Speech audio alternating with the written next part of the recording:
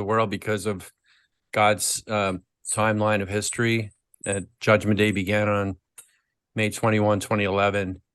But in the in the world, every time it seems that Israel comes under attack, there's the churches come out with their end time ideas. I was wondering if you want to talk about that, if there's time for you to, compare what the truth is about the end versus what they're saying about the end. Well, Well, we're getting a we're little getting feedback, I think, from your phone.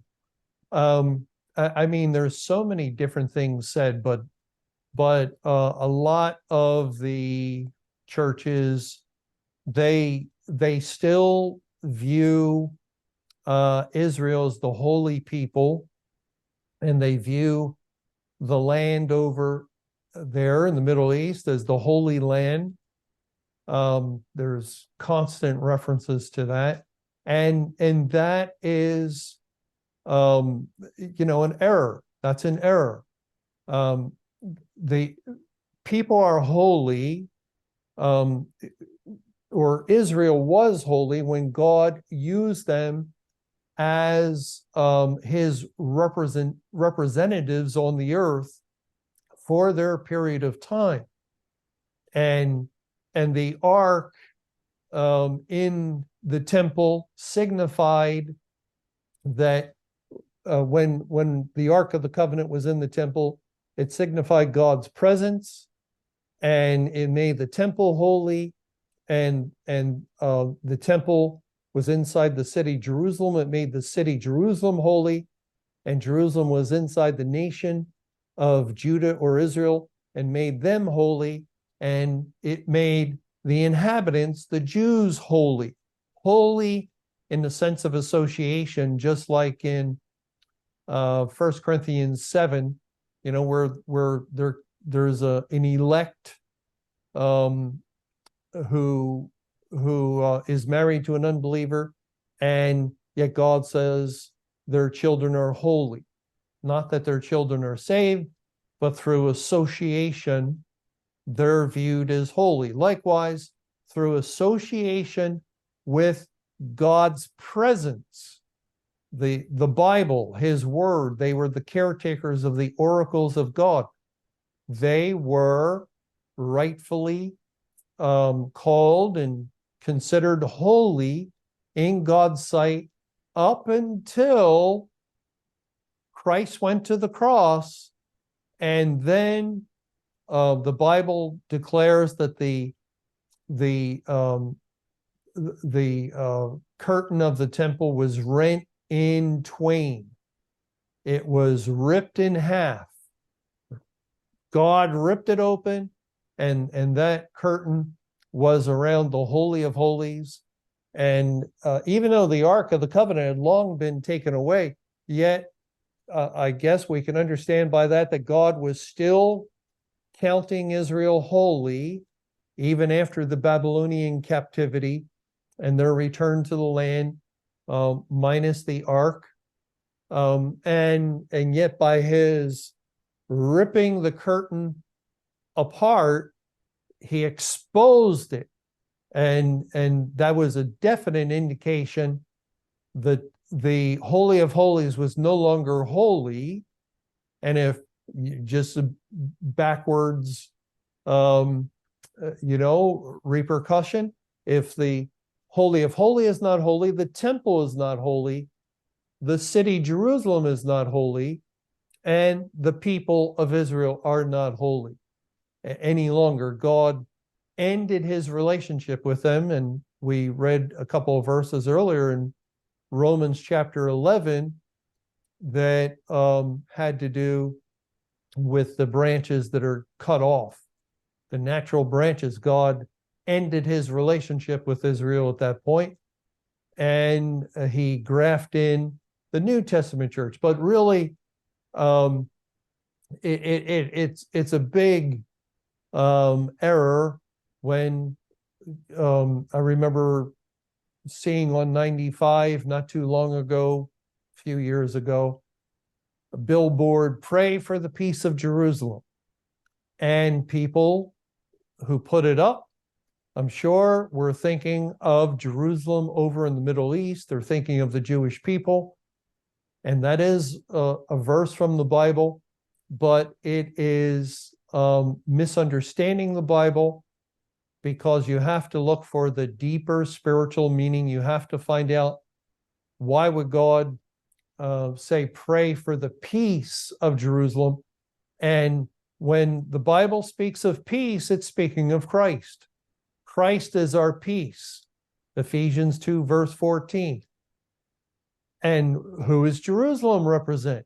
And Jerusalem, there's a Jerusalem above, we're told in Galatians 4, and an earthly Jerusalem. Even the reference to the earthly Jerusalem in Galatians 4 is not referring to the historical city. It's referring to the corporate church. So Jerusalem is either the eternal church, consisting only of the elect, all who are truly saved, or the earthly church for the New Testament era, consisting of the churches and congregations. It is not the physical place, the historical city of Jerusalem. God ended his relationship with them, and when he ended it with them due to their unfaithfulness, Israel and all connected, the house of God, the city Jerusalem, became a byword and a proverb. And God tells us that in at least a couple of places. If they're unfaithful, he'll turn them into a proverb. A proverb is a parable. They represent other things. Now, God did use the nation of Israel as a signpost, really the first indicator of the time of the end of the world. When they were destroyed by the Romans in the 1st century AD and spread to the four winds, the Jewish people were repopulated in many nations and dwelt there for century after century until the 20th century. And then, due to the just horrendous circumstances of World War II in Germany, with the concentration camps, and so many were murdered. As a result of that, there was a certain sympathy that many of the nations had that they probably would not have had otherwise, that led them to develop the idea of giving Israel their own land, as the British had rule of that section of land at that time. And so they did return to the land in 1948. And that was the fig tree. On one level, there's a dual meaning to that. And on the second level will be the churches and congregations. But on one level, Israel becoming a nation again amongst the nations of the world was the fig tree that represented Israel being in leaf. They did not return to Christ, or return to the truth of the Bible, still in unbelief, and therefore no fruit. So it's a fig tree in leaf. Just as Jesus found no fruit on the fig tree and cursed it until 1948. No. Jesus cursed the fig tree, national Israel, in Matthew 21 with an eternal curse. Let no fruit grow on thee henceforward forever. And that means that never again would the nation of Israel and their system of worship produce fruit. Not that Jews, individuals, could not become saved.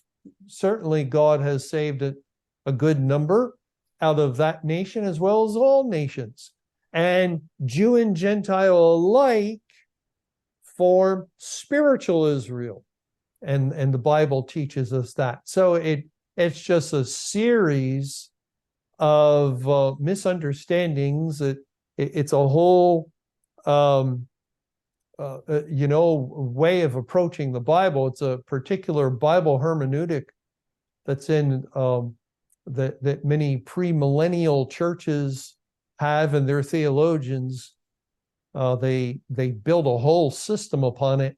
That the whole thing is full of errors, and one of them is the idea that God's going to come to the actual land in the Middle East, and the Jews themselves will turn to Christ, and none of that is going to happen.